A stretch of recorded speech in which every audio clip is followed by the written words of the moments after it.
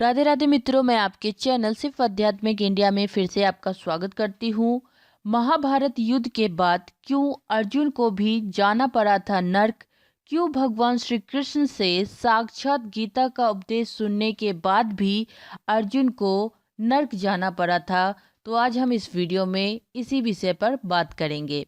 तो दोस्तों, महाभारत और रामायण के बारे में हम बचपन से ही सुनते आ रहे हैं और महाभारत और रामायण से मिली जानकारी, उपदेश, ज्ञान हम अपने जीवन में आई विभिन्न प्रकार के संकटों, मुसीबतों से निकलने में मदद भी करती है। महाभारत और रामायण के मदद से हम अपने जीवन में एक नई बदलाव, सकारात्मक सोच और जीने के सही तरीके को जान सकते हैं। तो दोस्तों, जैसा कि आप सभी जानते हैं, महाभारत और रामायण के युग में स्वयं भगवान विष्णु ने अवतार लिया था, लेकिन इनके होते हुए भी कुछ रिश्ते ऐसे उलझे कि महाभारत का रूप ले लिया।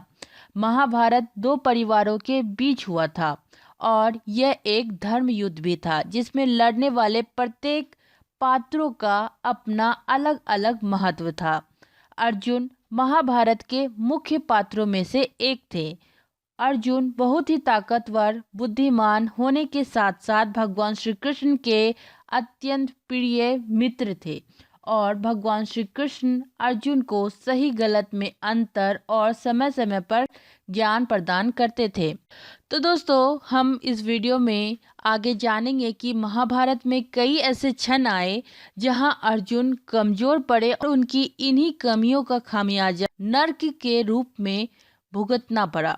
तो आप इस वीडियो में अंत तक बने रहें और जाने कि अर्जुन कहाँ कमज़ोर पड़े और उनकी किन कमजोरियों की वजह से उन्हें नर्क भोगना पड़ा।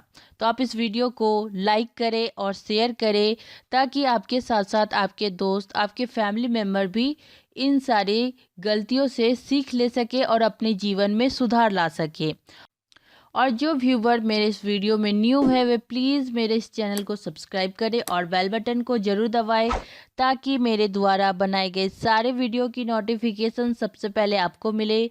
तो चलिए आगे जानते हैं अर्जुन की गई गलतियों के बारे में और उनसे मिलने वाली सीख के बारे में। कठिनाइयों में भी अपने लक्ष्यों का पीछा करते रहें और विपत्तियों को अपने अवसरों में बदले। इसका सबसे बड़ा अच्छा उदाहरण हमें महाभारत में लिखित एकलव्य के द्वारा जानते हैं, जिसे हम स्वयं सीखी गई धनुर्विद्या और गुरु भक्ति के लिए जानते हैं। एकलव्य धनुर्विद्या सीखने के उद्देश्य से गुरु द्रोणाचार्य के आश्रम में जाते हैं, किंतु निषाद पुत्र होने के कारण गुरु द्रोणाचार्य उन्हें अपना शिष्य बनाने से इनकार कर देते हैं। उसके बाद एकलव्य वन में चले जाते हैं और वहां पर गुरु द्रोणाचार्य की एक मूर्ति बनाते हैं और उस मूर्ति को गुरु मानकर धनुर्विद्या का लगातार प्रयास करते रहते हैं और कुछ ही समय में वे धनुर्विद्या में निपुण हो जाते हैं। और जब इस बात का पता अर्जुन को चलता है तो अर्जुन खुद को असुरक्षित महसूस करने लगते हैं और उन्हें शांत करने के लिए गुरु द्रोणाचार्य छल से एकलव्य को दक्षिणा के रूप में अपना दाहिना अंगूठा काट कर देने को मजबूर करते हैं।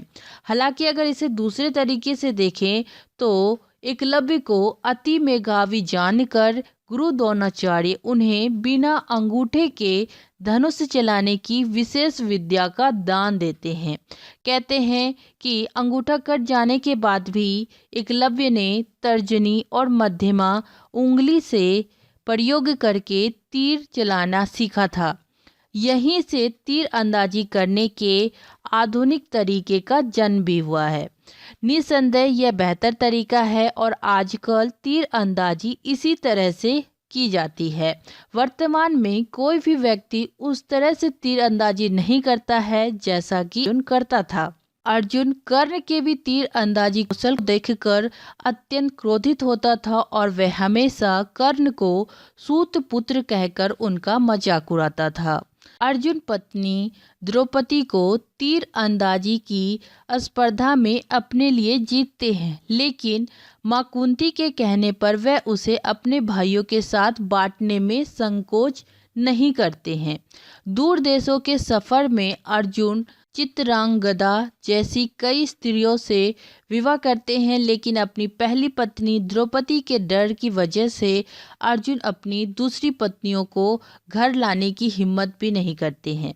लेकिन स्वयं कृष्ण की बहन सुभद्रा से विवाह करने के बाद उसे अपने घर ले आने के लिए उन्हें बस कृष्ण का थोड़ा सा ही प्रोत्साहन की जरूरत होती है। हालांकि इसके बावजूद वह सुभद्रा को द्रौपदी से मिलाने में साहस नहीं दिखाते हैं। जब अर्जुन के बड़े भाई युधिष्ठिर कौरवों के साथ जुए में अपना राज्य और द्रौपदी को भी दो पे लगा रहे थे, तब भी अर्जुन उन्हें रोक सकते थे, लेकिन उस समय भी अर्जुन खामोश रहे, कुछ भी नहीं किए। जुआ खेलते वक्त जब कौरवों ने द्रौपदी को उनके बालों से खींचते हुए और उनका चीरहरण करने के लिए कोशिश करते हैं, तब भी अर्जुन कुछ भी नहीं करता है, बल्कि कृष्ण द्रौपदी की मदद के लिए आते हैं। जब पांडव दासों के भेष में मत्स्य राज में 1 साल बिताते हैं, तब अर्जुन द्रौपदी को कीचक के यौन उत्पीड़न से भी सुरक्षित रखने से इनकार कर देते हैं। किन्नर नर्तकी बृहन्नला के भेष में अर्जुन संपूर्ण कौरव सेना को अकेले ही हराते हैं और मत्स्य के राज व उसके राजकुमार उत्तर को बचाते हैं, लेकिन कुरुक्षेत्र के युद्ध में वे ऐसा नहीं कर पाते हैं। कुरुक्षेत्र का युद्ध शुरू होने के पहले वे हिम्मत हार जाते हैं। आखिरकार कृष्ण को उन्हें गीता का ज्ञान देने का मौका मिलता है। हालांकि वे दोनों पहले से ही मित्र थे, लेकिन इससे पहले कृष्ण ने अपने विचार अर्जुन को नहीं बताए थे, क्योंकि अर्जुन ज्ञान प्राप्त करना ही नहीं चाहता था। जब कोई व्यक्ति ज्ञान प्राप्त नहीं करना चाहता है तो आप उसे ज्ञान कैसे दे सकते हैं। गीता सुनने के बाद अर्जुन भीष्म, जयरथ, कर्ण को तब तक मार नहीं पाते जब तक कृष्ण अपने ज्ञान या अपनी युक्ति का इस्तेमाल कर उनकी मदद नहीं करते हैं। निधन के बाद अर्जुन को नर्क में जगह मिलती है, क्योंकि वे जिंदगी भर घमंडी, ईर्ष्यालु, क्रोधी इस तरह के रहते हैं और दूसरों के तीर अंदाजी को तुच्छ समझते हैं, अर्थात दूसरों को कम समझना ये बहुत ही बड़ी बुराई है। और अर्जुन में इन्हीं सारी खामियों की वजह से उन्हें नर्क को भुगतना पड़ता है। तो दोस्तों, हमें इस कहानी से ये सीख मिलती है कि क्रोध, ईर्ष्या, घमंड, अहंकार ये सारे नर्क के दरवाजे हैं। इन सभी से हमें बचना चाहिए और हमें अपने साथ साथ दूसरों को भी प्रोत्साहित करना चाहिए, उनकी मदद करना चाहिए, ना कि उनका टांग खींचकर उन्हें पीछे करना चाहिए। दोस्तों, हमें ऐसा सोचना चाहिए कि हम सर्वश्रेष्ठ हैं, लेकिन ऐसा नहीं सोचना चाहिए कि केवल मैं ही सर्वश्रेष्ठ हूँ। ये आपका अहंकार हो सकता है और ये आपको नर्क की ओर ले जा सकता है। तो दोस्तों, मुझे उम्मीद है कि अर्जुन की खामियों से आप अपने जीवन में सीख लेंगे और अपने जीवन को बदलेंगे। आपने अपना कीमती समय दिया, इसके लिए दिल से धन्यवाद।